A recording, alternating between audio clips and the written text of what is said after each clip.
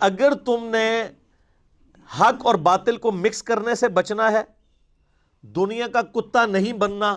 آخرت کا طلبگار ہونا ہے، تو اس کے لیے تمہیں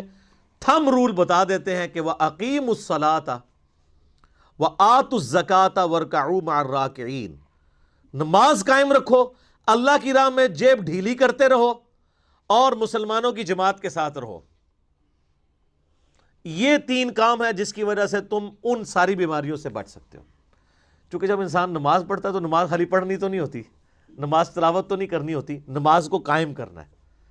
یعنی پوسچرز کے ذریعے بھی، اور نماز پڑھنے کے بعد جب باہر نکلنا ہے تو جس خدا کے ساتھ عہد کیا ہے نماز کے اندر، اس عہد کی پاسداری نماز سے باہر بھی کرنی ہے، اپنے دنیاوی معاملات کے اندر بھی، حقوق اللہ کے معاملات میں بھی، حقوق العباد کے معاملات میں بھی، اخلاقیات کے اندر بھی۔ اور جب انسان جیب ڈھیلی کرتا ہے نا جس ہستی کے لیے،